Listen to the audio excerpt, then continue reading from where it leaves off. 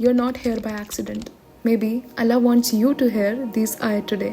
मैं गारंटी के साथ कहती हूँ कि अगर आपने इस सूरा को ट्रांसलेशन के साथ समझ लिया तो your whole mindset, your whole identity shift हो जाएगी. So welcome to my Quran journaling series and we are doing today सूरे अल बकरा का फाइनल पार्ट.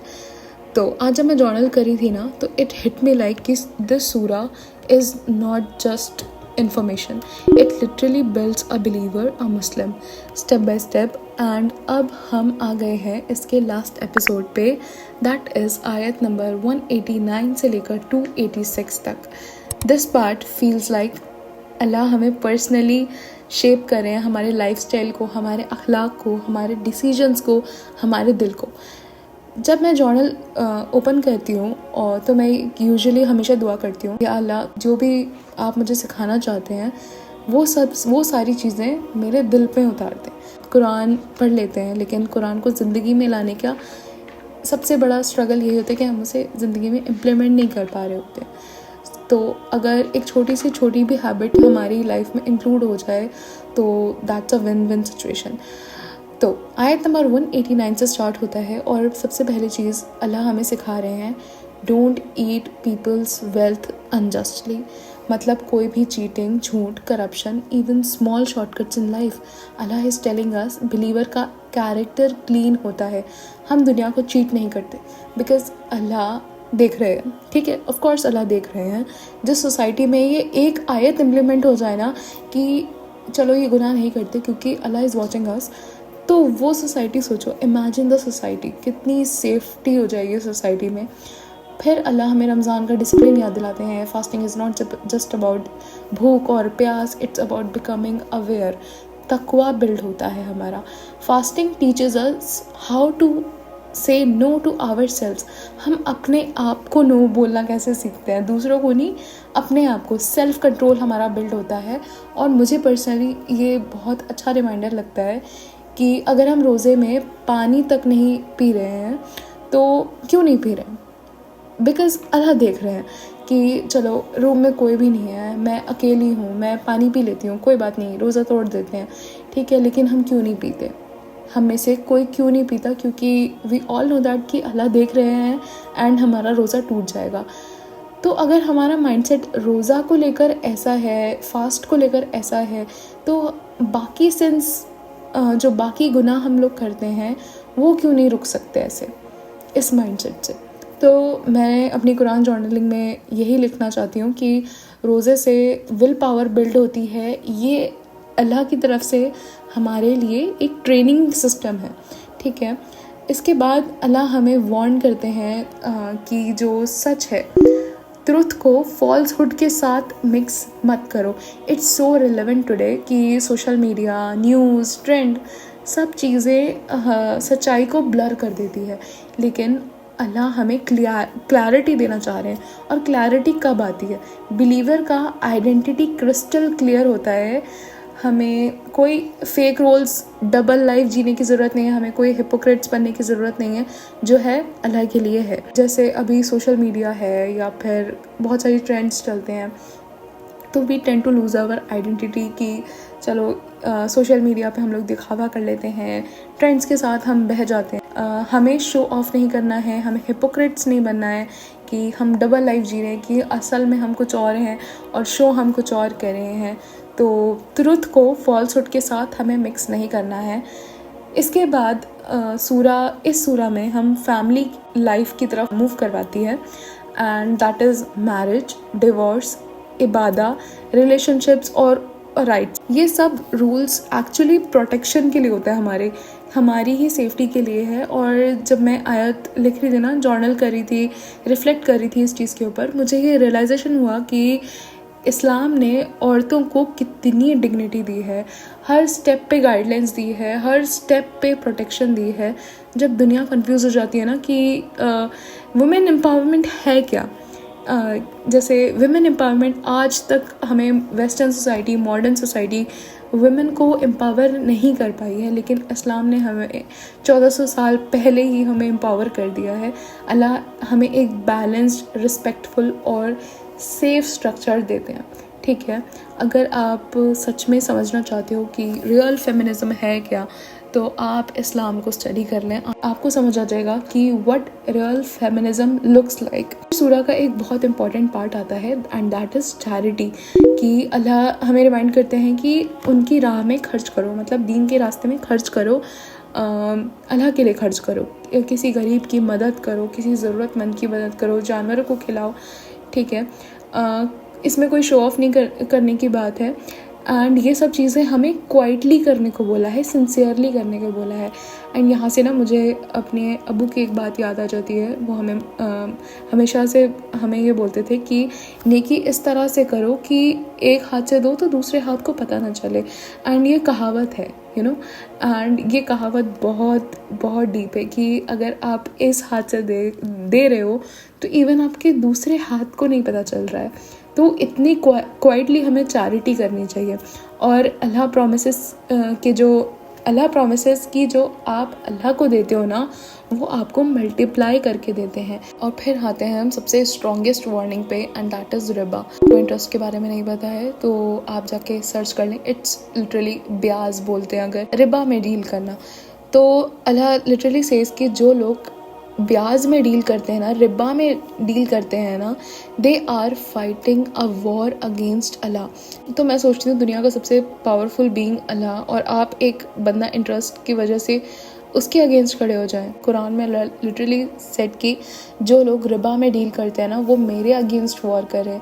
तो सोचो ये कितनी बड़ी वार्निंग है। Then we come to the longest आयत of the Quran, that is आयतुल दैन, आयत नंबर 282।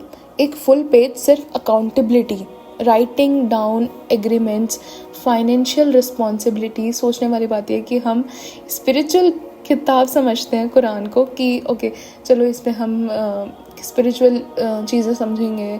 नहीं, Quran is like whole guide. लेकिन अल्लाह एक फुल पेज में सिर्फ डॉक्यूमेंटेशन के ऊपर देते हैं कि why documentation is necessary, because Islam wants a disciplined, organised, trustworthy community, ऐसी कम्युनिटी जहाँ लोग आपस में सिक्योर फील करें। और फाइनली सूरह अल बकरा का emotional climax, and that is last 2 आयत। जब मैं इसको जर्नल कर रही थी ना, मुझे हमेशा लगता है कि अल्लाह हमें बिलीवर का परफेक्ट एटीट्यूड सिखा रहे हैं कि हमारा एटीट्यूड किस तरह होना चाहिए।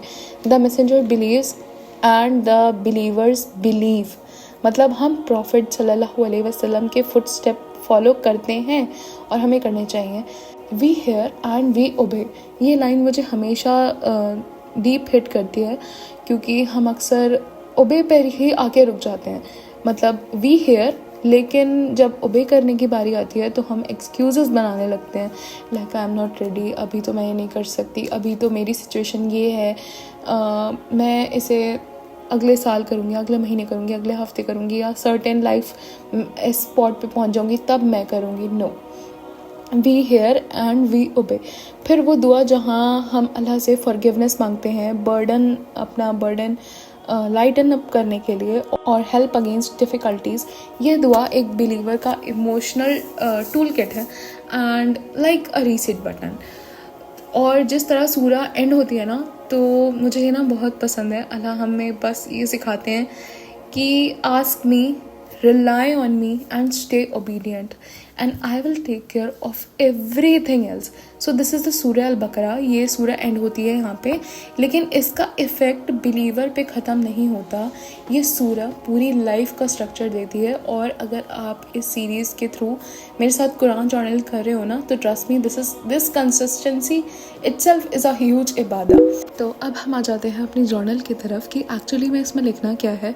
इफ़ यू वांट कि आप ट्रांसलेशन लिखना चाहते हैं तो गो अहेड, आप लिख लीजिए, लेकिन बहुत लेंदी हो जाएगा, इसलिए मैंने नहीं लिखे हैं। मेरे पास कुरान है, तो मुझे अगर ट्रांसलेशन चाहिए होगा प्रॉपर, तो मैं ज़रूर उससे निकाल कर मैं देख सकती हूँ। इफ़ यू वांट आप लिख सकते हैं, ठीक है, it's totally up to you. मैंने समरी लिखी है, उसके बाद मैंने स्टोरी रेफरेंसेस लिखे हैं कि इसमें कौन कौन से स्टोरी रेफरेंसेस दिए गए हैं इस पार्ट में एक्चुअली में। एंड देन मैंने उस स्टोरी के पॉइंटर्स लिखे हैं, देन मैंने लेसन्स लिखे हैं, देन लास्ट में सेल्फ रिफ्लेक्शन लिखे हैं। तो सबसे पहले इस पार्ट में ना बेसिकली लॉन्ग स्टोरीज़ नहीं है, लेकिन कुछ स्टोरी रेफरेंसेस और सीन्स हैं जो वो बहुत पावरफुल लेसन्स देती हैं हमें।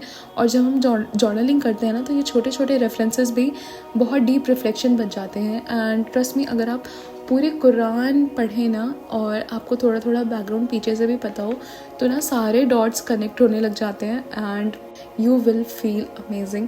तो सबसे पहले इब्राहिम अलैहिस्सलाम की लेगेसी का रिमाइंडर देते हुए आता है इसमें सबसे पहले हज का हुक्म आता है कि अल्लाह हमें रिमाइंड करवाते हैं कि इब्राहिम अलैहिस्सलाम ने अल्लाह के लिए कितने सैक्रिफाइसेस किए थे।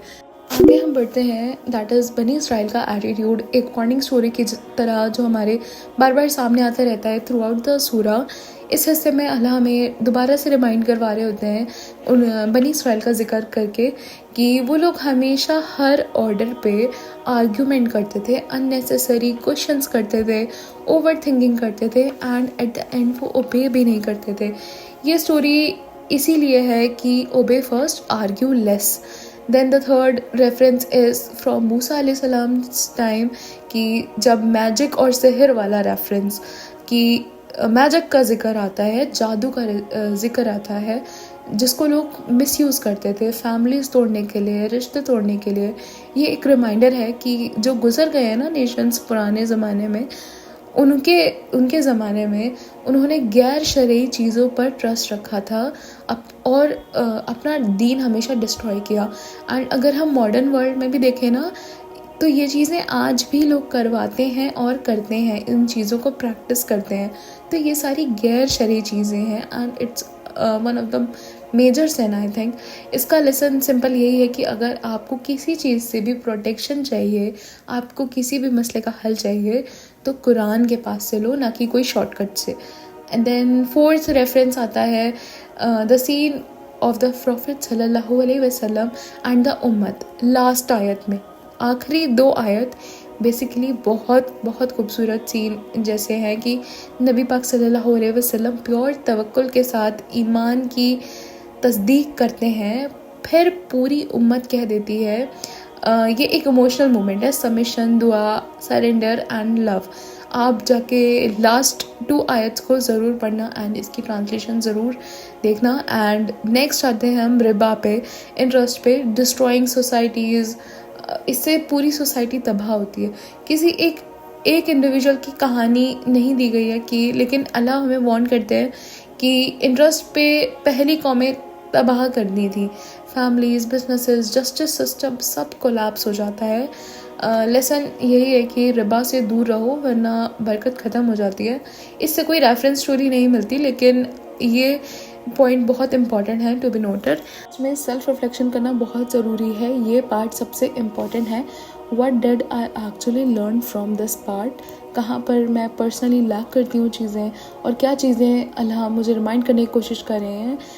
जर्नलिंग ने मुझे यही सिखाया है कि कुरान सिर्फ पढ़ने के लिए नहीं है, बल्कि it's a life guide, it's something we live with, something we grow with, and in this era of so much fitna, it's our responsibility as Muslims to spread the truth, to do whatever little dawa we can, and to stay connected to the book that keeps our heart clean. अगर आपको ये episode पसंद आया, then do check out my other Quran journaling video as well. और अगर कोई सवाल हो, you can always ask in the comment section. Inshallah I will reply. So this is Hania Sheikh signing off. मिलते हैं next video में। Until then, अल्लाह हाफिज़।